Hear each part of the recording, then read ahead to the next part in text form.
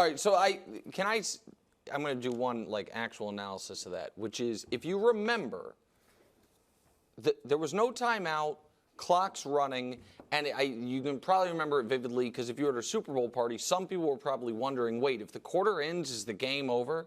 You know what I mean? Because it was right at the end of the fact that Patrick, in that context, is saying in real time, read the play, realized, nope, not going to do the shovel, I see it, is part of what makes him the best quarterback I've ever seen and certainly the best playing right now. Now, as far as what he's saying, I love it. I understand this is, if Coach Mangini were here, this would be maybe the first thing Mahomes has done. I don't know. He might be okay with it. I think the Chiefs know belts on the wall. They stole one this year. That there were a lot of things working against them and reasons that maybe they shouldn't have won it, and they did.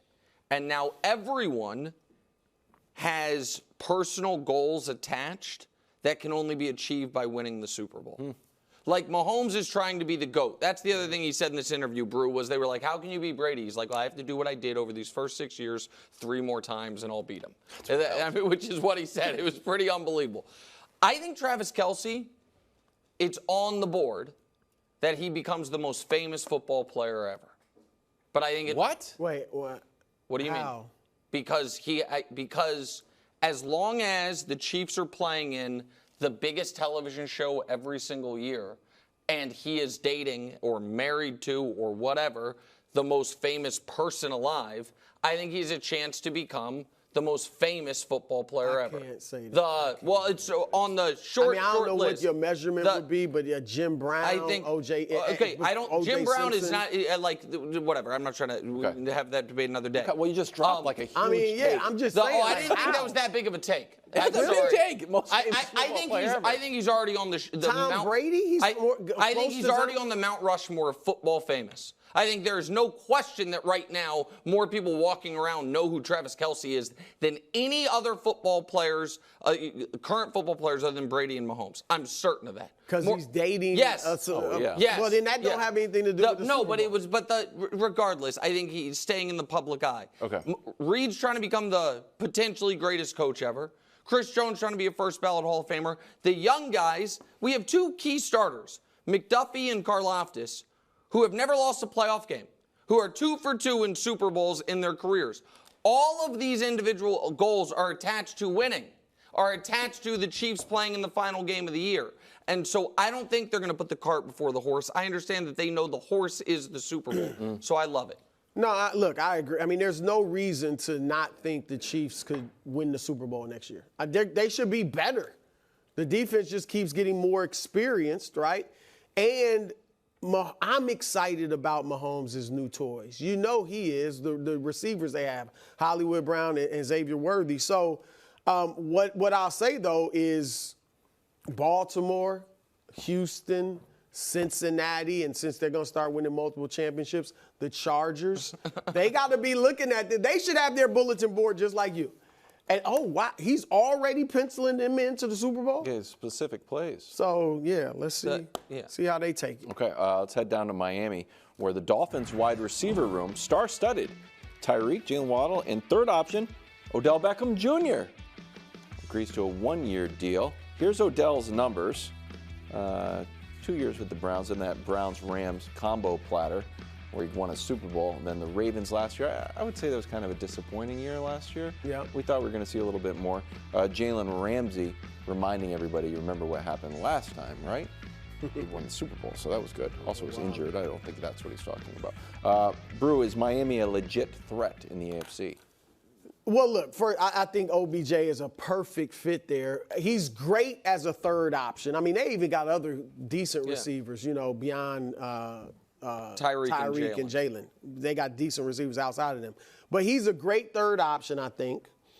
And he does fit the breakdancing kind of mold. I do think he fits that. So it's a great fit. But I want to ask you guys a question. Tell me what these teams have in common and cities. They can't beat the Buffalo, Kansas City, Cincinnati, the Jets, Cleveland, Pittsburgh, They all play in cold weather. Yes. These are teams that could make the playoffs. We know some of them definitely will. Could make the playoffs. And Miami's going to have to beat them. And it's probably going to be below 40 degrees in those cities in December and January. That's why you play for home field, right? You didn't mention Houston, which could get, you know what I mean? Houston's in a dome, obviously. Right. And so I would turn down the AC, everything has to go perfectly. Well, you have to get this playoff team. Well, or they could just get home field advantage. Got to D up for that. No, I get that. And here's the thing. When I was thinking about this move, I really like Odell. I think unlike Jimmy Garoppolo, his body actually did betray him. I think he was a great player who dealt with multiple catastrophic lower body injuries, and now you can still see moments of it where, like, God dog it, man, like that. But I don't think he can be a contributor over 20 games. You hope you got what the Rams got, which is excellence for a stretch, but even that, he got hurt in the Super Bowl. I was thinking you should be really optimistic on the Dolphins. Why? Because you believe in their quarterback. Well, I believe they were number 1 in yards per game. They were number 1 in passing yards per game. They're number 6 in rushing, and they were number 2 in points. And Dallas was number 1, but you count all those pick sixes. So I might almost give Miami number 1. Yes, that's my they are point. contenders. Right. Well, I mean, if you Super Bowl score the most contender points, it makes sense. I just want people to 70 of them came against one team. No, but that's what and I Counts. wasn't even trying to set you up. When I was looking at this, I was like, I bet Wilds is in on the Dolphins because the real reason to not be in on the Dolphins is you don't believe in Tua. They're a well-coached team. Yep. The defense is not disastrous, and so the defense is fine. The offense is terrifying. They are in a division that seemingly is shaky all of a sudden, with Buffalo taking a step back. We don't know what the Jets are going to be, and the Patriots are, being like, in 4 years, man, look out for us. So they're in, I think, one of the overall softer divisions. The only reason you wouldn't believe in Miami is if you think their quarterback's not very good. But if you think the quarterback is good, then they're definitive threats in the AFC. Yeah, okay, I will. Yeah, that's what I thought. You want to come on board? No. Why? I'm just not ready to go there. It's too cold. Chilly weather comes late in the football season. But I think Mike McDaniel knows who that did they now. beat up on? They were very similar to the Cowboys last year. Beat up on a bunch of tomatoes. I know that. 1-6 against good teams. Okay. Playoff teams. I mean, that's fair. So I'm supposed to OBJ changing all that? Okay, I don't believe in them again. Okay, wait. I was.